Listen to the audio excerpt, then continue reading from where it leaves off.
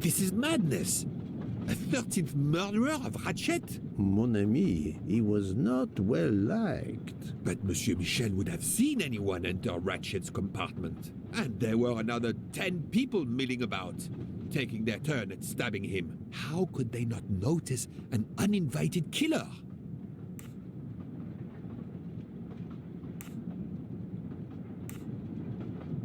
The 13th killer could have acted when Michel was smoking on the platform at Vinkovsky. But even after the train departed, Michel was absent from his post at the end of the corridor several times the night of the murder. I must know where he really was and when.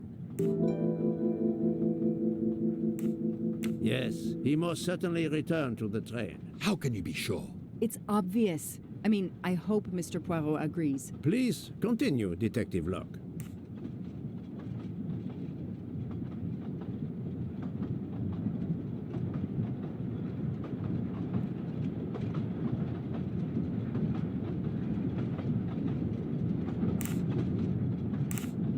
All the passengers and crew are still aboard. If the killer of Mr. Wadi had remained in Venice, we would have noticed right away that someone was missing, and we could have alerted the authorities. I promise you, I made certain everyone was aboard before we embarked. Book, calm yourself.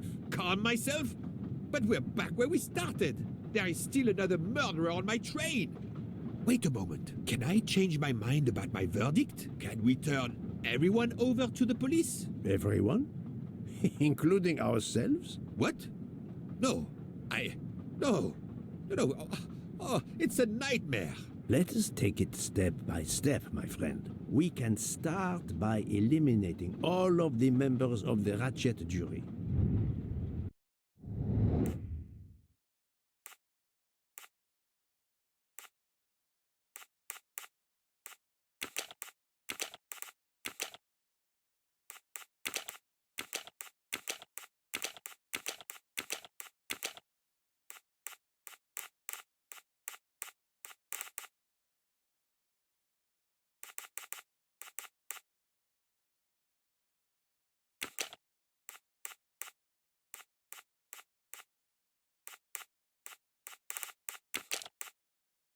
This is wrong, but I'm never far from the truth.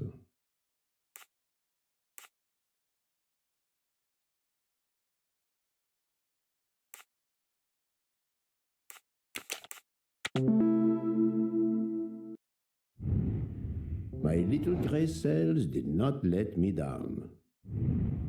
If we eliminate the 12 jurors, we are left with 7 additional suspects. 7? It's still too many. I agree. We must reduce our list. Excuse my impatience, Poirot. It's as if my beautiful train is cursed. Can you exonerate any of the 7? I do not think that's the right answer. Book knows me better than anyone aboard. If he was planning murder, he would not have worked so diligently to find me accommodation aboard the train. Fantastic. Book worked hard to get me aboard the train. He is definitely not a suspect. Brilliant. Mademoiselle Locke cannot be a suspect. She pursued Mr. Wadi's murderer. This is wrong, but I'm never far from the truth. It was Dr. Constantine who alerted me to the 13th stab wound. Not, I think, something he would do if he was the murderer. Fantastic. Dr. Constantine alerted me to the 13th stab wound. He is not a suspect. My little gray cells did not let me down. I have 4 suspects left who I must now examine more closely. Miss Nielsen, Monsieur Maury, Monsieur Fauché, and Countess Andrény. One of my employees? Suspicious? All three got off the train in Venice to restock supplies. Any one of them might have slipped away without being noticed. I suppose. But what of Countess Andreni? You cleared her yourself. She is cleared of the first murder, but we know little of her movements here in Venice. So we still have 4 suspects to interview. Detective Locke? I can't join you, Poirot. My chief saw something on the news about the case and my involvement. He's demanding an explanation. If I want to keep my badge, I have to call him. Then you must do so by all means. I'm sorry. No need to apologize. I understand. I'll make the call from my compartment. If you're looking for me, I'll be there. I hate to say this, Poirot, but I must. There is, of course, one other suspect with a motive for murder. The ransom money. You mean Detective Locke? Then who did she chase? Who killed Aziz? We both saw the masked murderer standing over the body.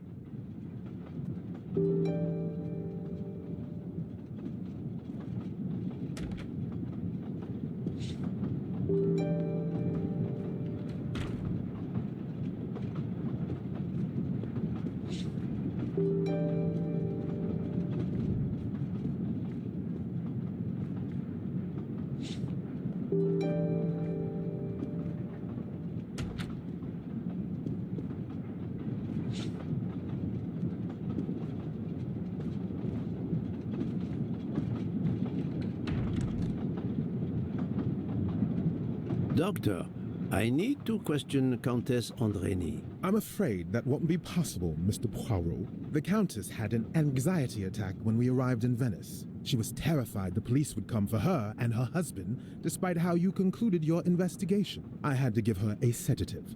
She has been sleeping since. You have stayed with her all the time we were in Venice? Count Andreni begged me to watch over her. I have not left this room. You're the reason she's in this state. Book voted to absolve you all.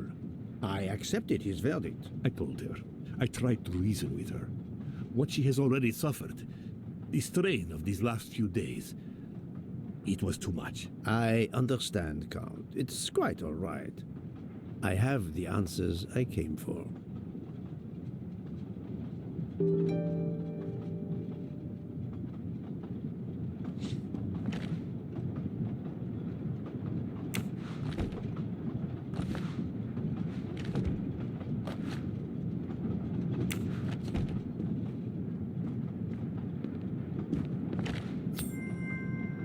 Come to Poirot, my exquisitely sculpted friend.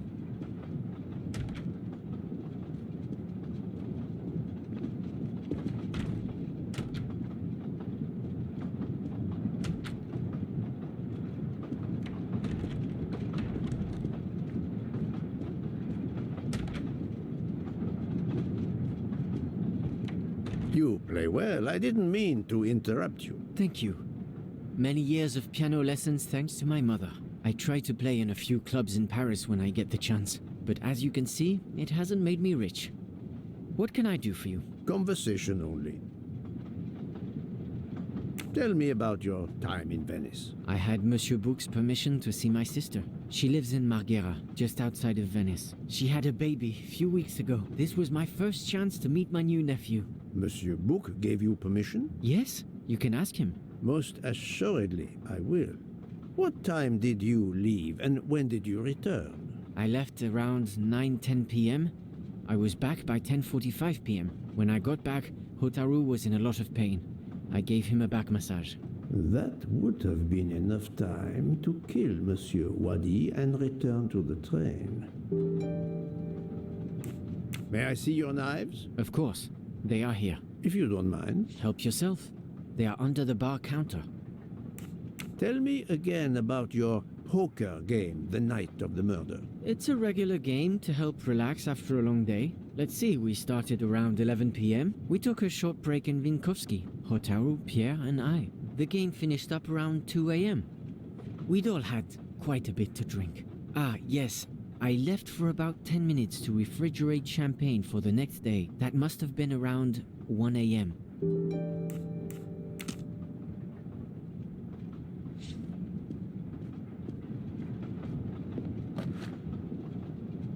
None of these come close to the wounds on either body.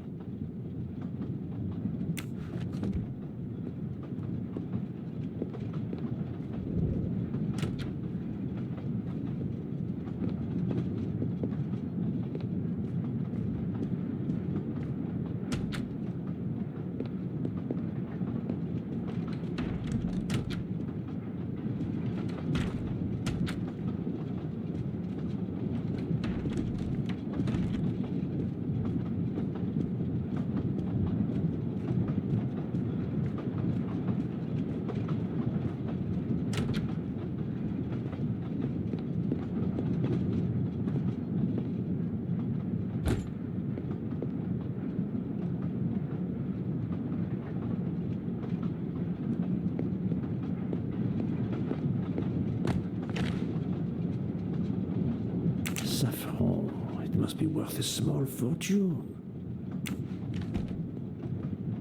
Good evening, Monsieur Maury. May I have a moment of your time? I have a few questions to ask you. Of course, as long as you don't mind if dinner is ruined. I promise to be as brief as possible. What did you do while we were stopped in Venice? With Freya's help, I loaded fresh produce for the next part of our journey. Then, you may not believe this, but my job requires a lot of physical labor. My back suffers. Fortunately, Jean has become quite adept at separating my vertebrae. As you may know, I have solved the murder of Monsieur Ratchet. That is a shame. I beg your pardon? The bastard sent my steak tartare back, telling John I was to burn it. I will add it to the list of his crimes. One wound on Monsieur Ratchet's body was struck by a very sharp, thin-bladed knife. We haven't found it yet. You think one of mine was used? I'd like to have a look if you don't mind. In that drawer. An impressive set of knives, but their blades are too wide to have been used for the crime. Tell me about your poker game the night of the murder. We started around 11 p.m. When John finished his shift. We played until around 2 a.m. From what I remember, it's a bit vague. You played without a break. Actually, we did break once for a smoke. John, Pierre, and I. When we stopped in Vinkovsky. When was that? Around midnight.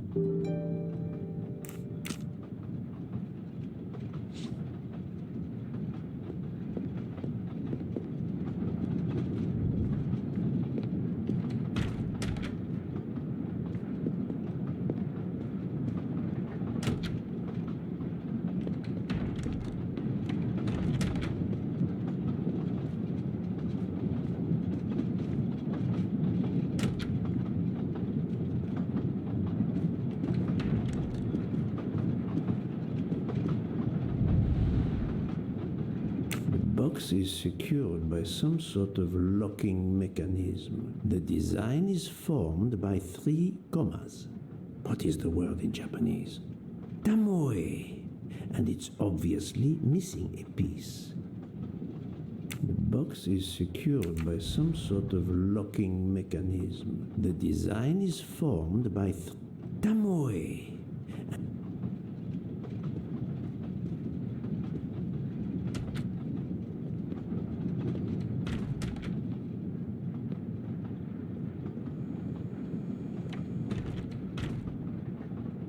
Good evening, Mademoiselle Nielsen. May I talk to you for a moment? Of course, Mr. Poirot.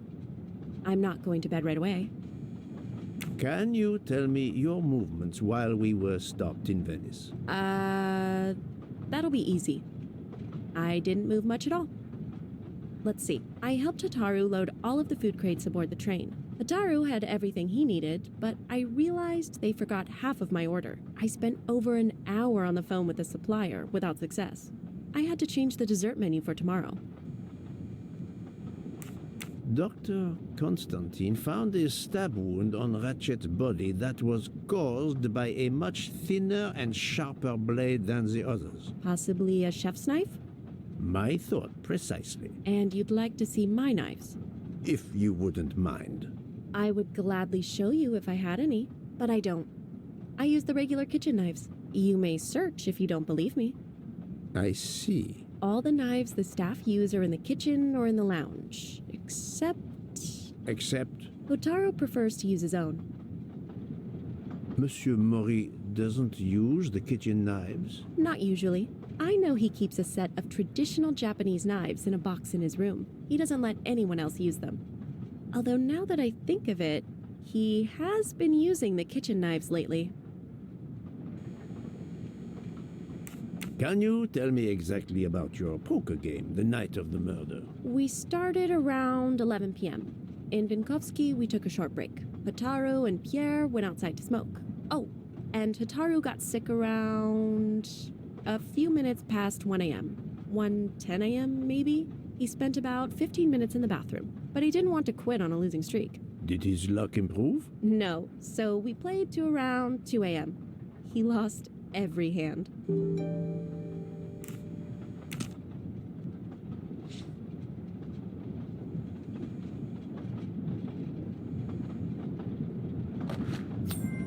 Another delightful trophy for my collection.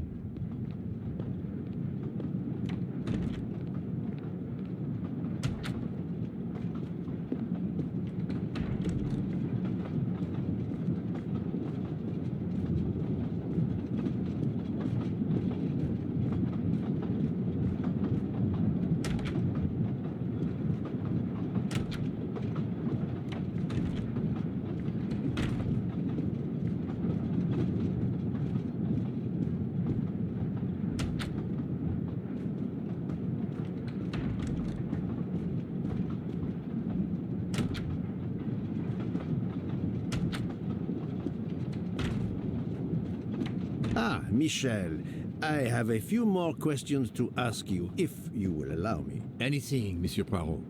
We are in your debt.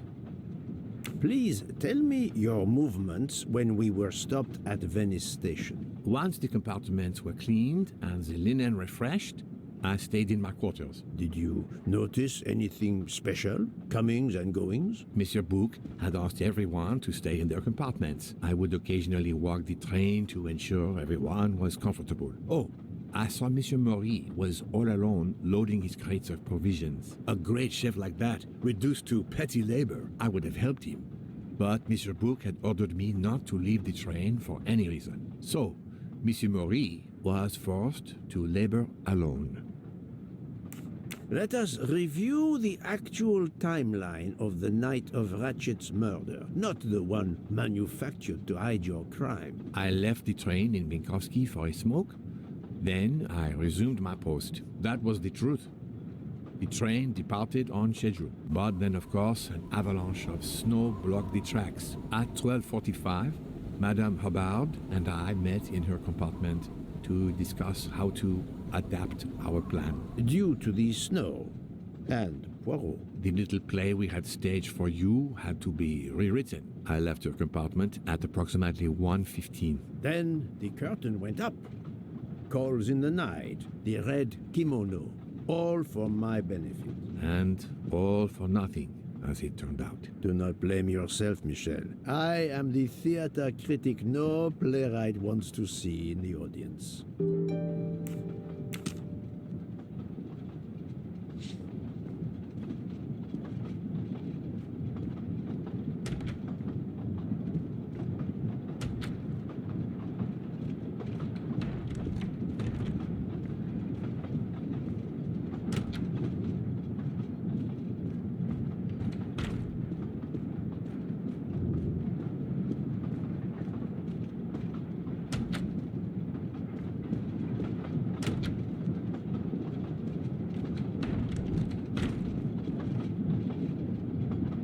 You told Fauché he could go into Venice? Marghera, actually. Not so far away. It was his only chance to see his sister. He's been working every train for weeks. There is never time to see the new baby. Enough, Book. Your heart does you credit, but your common sense, it... I know. But it's fine. Isn't it? He did come back. Oh, it's fine, as you say. Unless he saw the baby, then killed someone else and returned to the train. But that's monstrous. Murder is always monstrous, my friend. I've talked to everyone, but some elements of the testimonies do not seem to correspond. I need to recheck a few things.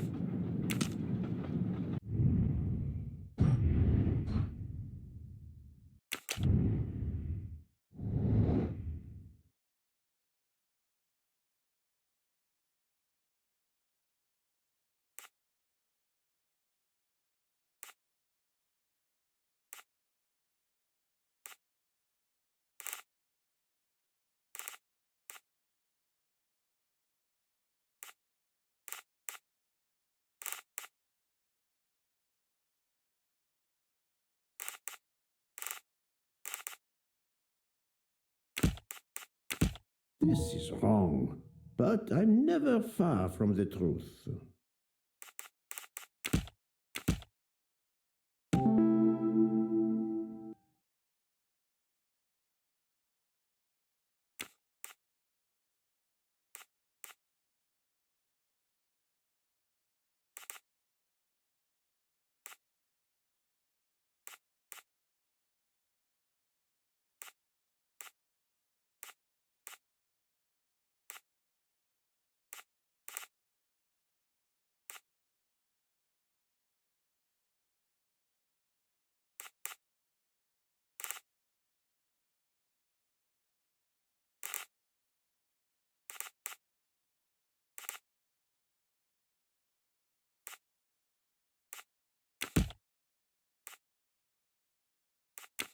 I do not think that's the right answer.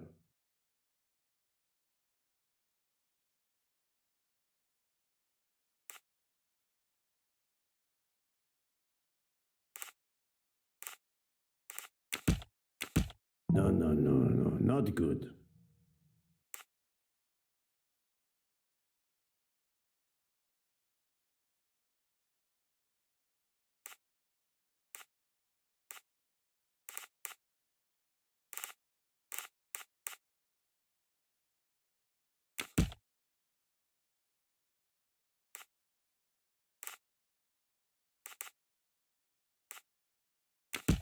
Think, Poirot. That is not a good answer.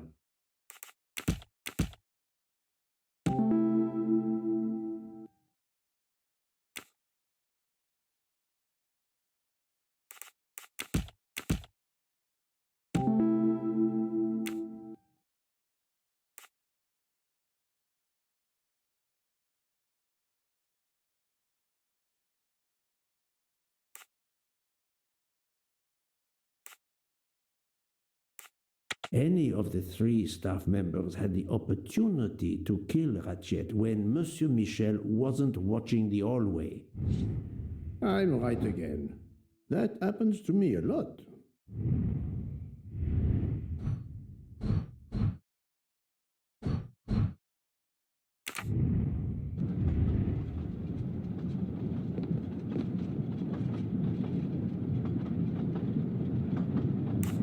One wound on Monsieur Ratchet's body was struck by... We haven't found... You think one of mine I'd like... in that drawer?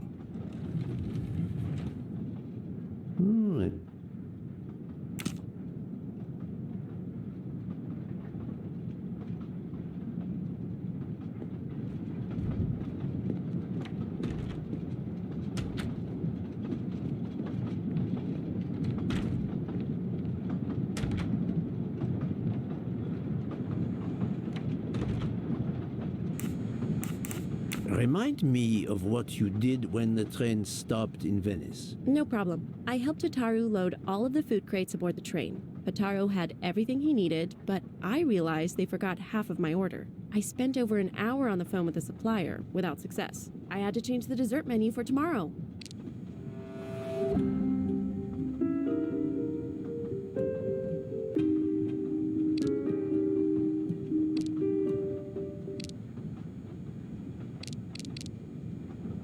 Mademoiselle, I believe you're hiding the truth from me. What makes you say that?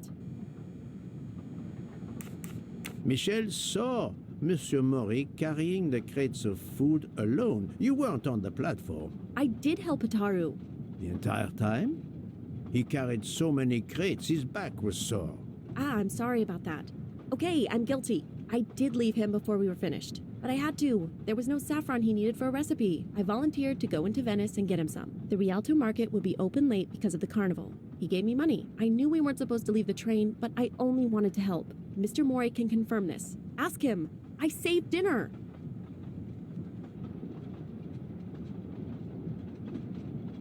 On behalf of my palate, I thank you. How long were you gone? I left at 9:10 p.m. and was back with the saffron around 11. That's when I called my supplier for the items I was missing.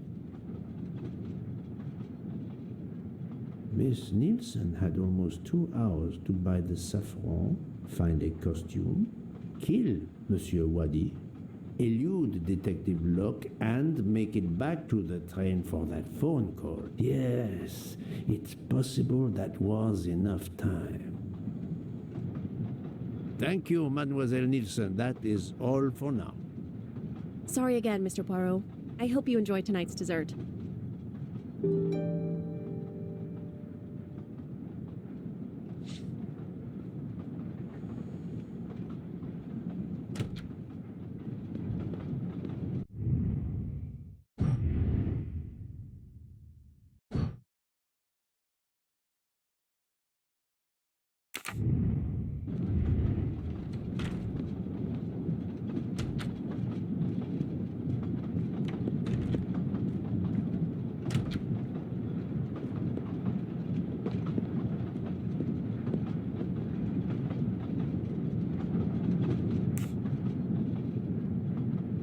Tell me about your poker. You play?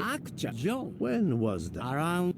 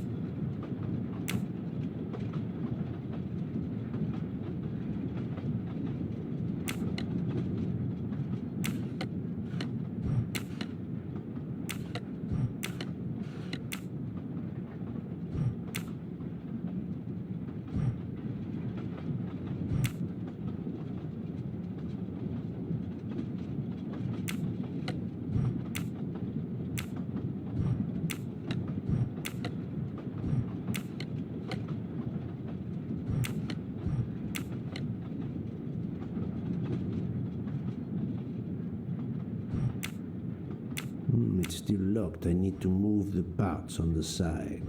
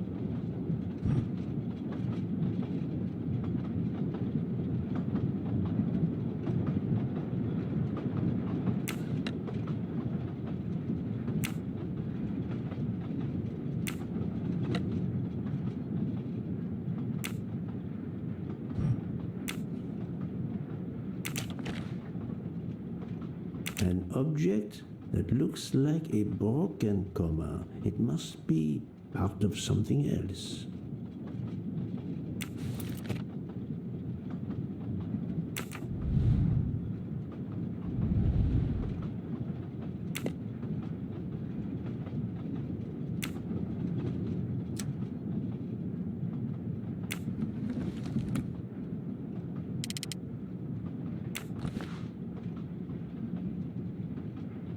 Sushi knives, razor sharp.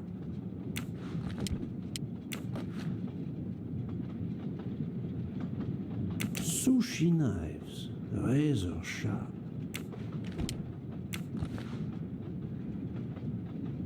Sushi knives, razor sharp.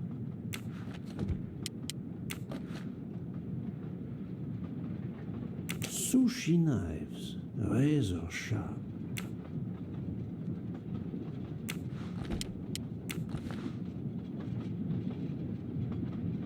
Colteria Venezia.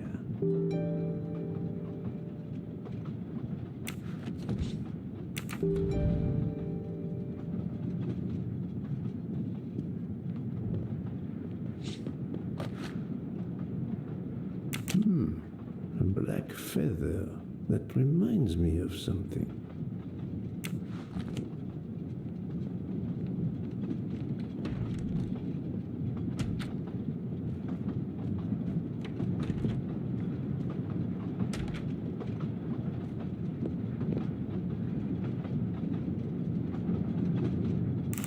I'm sorry, Monsieur Mori, but haven't you forgotten something? You haven't told me about the knives hidden in your room. Ha!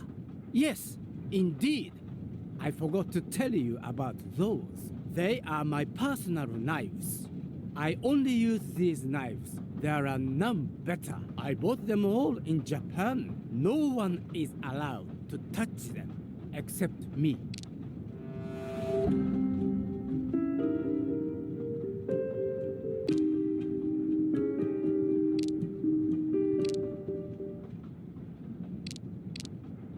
I need some hard evidence to prove he's lying.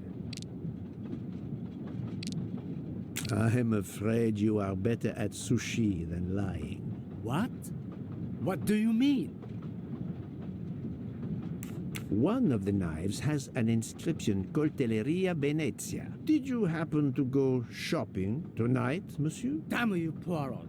Very well. One of my sushi knives has been missing since the night of the murder. I thought you were going to believe I killed Ratchet. He routinely sent back my dishes to be ruined. Why does God give rich people the money to afford the best cuisine, but not the palate to appreciate it? I panicked. I know a very good store in Venice. I went to buy a knife to replace the one that had gone missing, so I wouldn't be accused. I assure you that I had nothing to do with any murders. I would have an easier time believing you, monsieur, if you put that knife down. Oh, yes, of course. Sorry. What time did you leave on your little shopping trip? I left around 9:30 p.m. I was back a little after 11. 11:15 p.m.? Time enough to stab Monsieur Wadi and return. Very well, Monsieur Mori. That's all for now.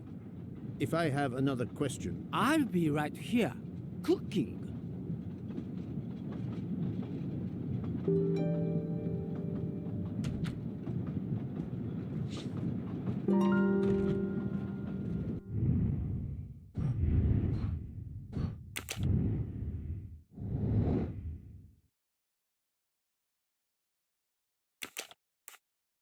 No, not good. I must admit I'm not right this time. I do not think that's the right answer. Think, Poirot, that is not a good answer.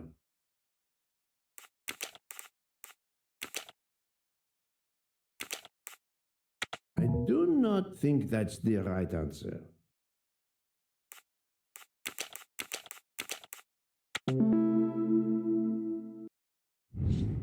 That's the right answer.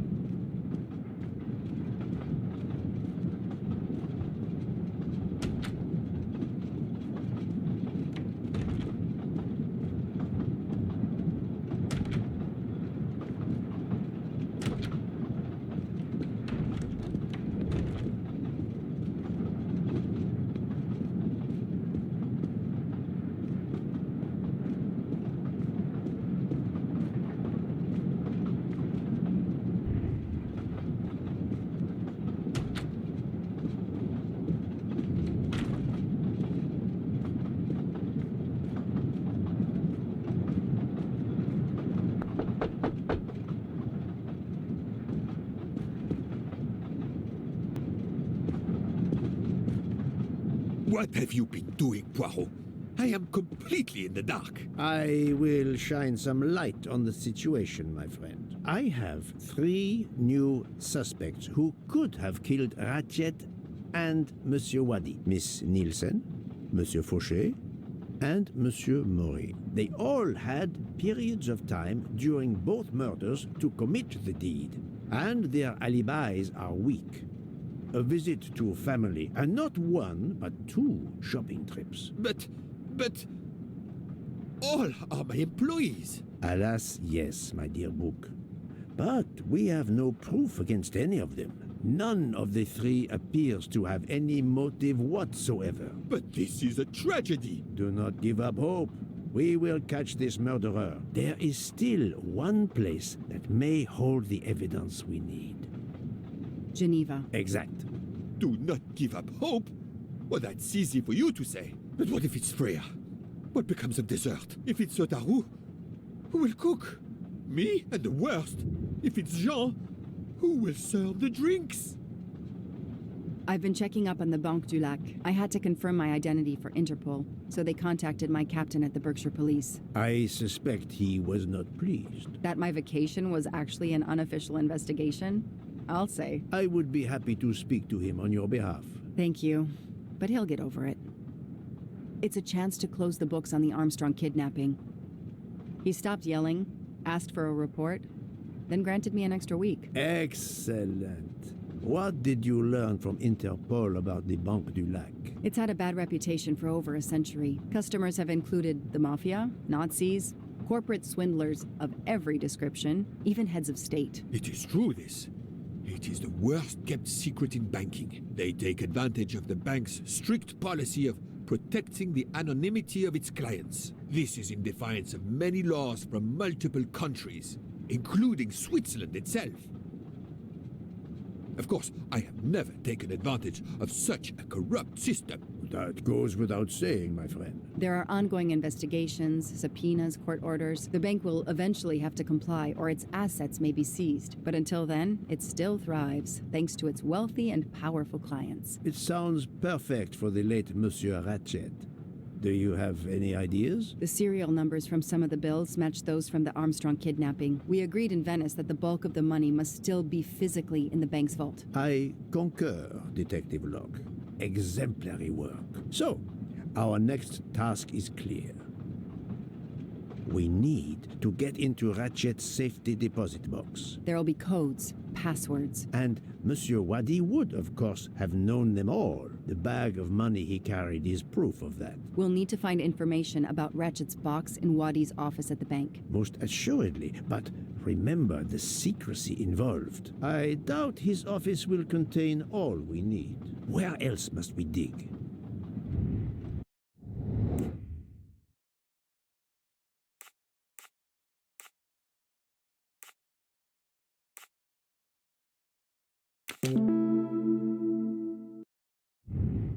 That's the right answer. Mr. Wadi couldn't keep all of his secrets at the bank. Hopefully we'll find something in his apartment. We already have his address thanks to his passport, and his keys we retrieved from his body. The train stops in Lausanne at 8 a.m.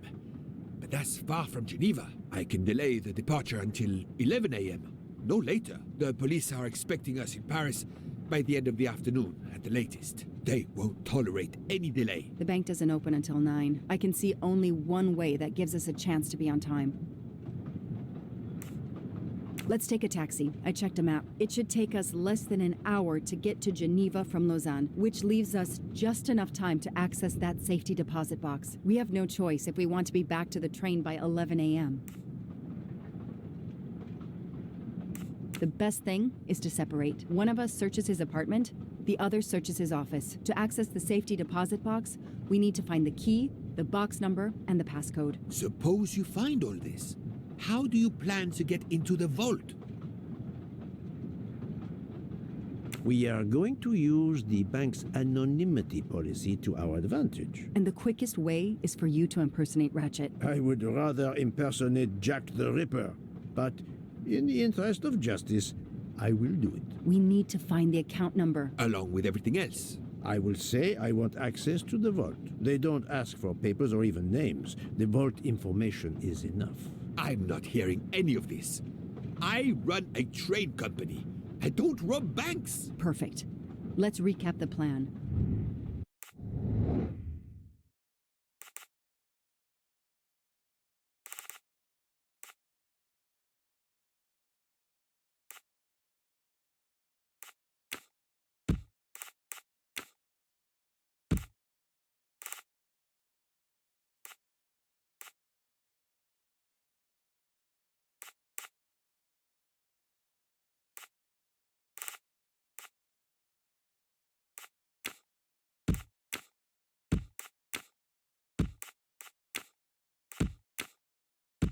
I must admit I'm not right this time.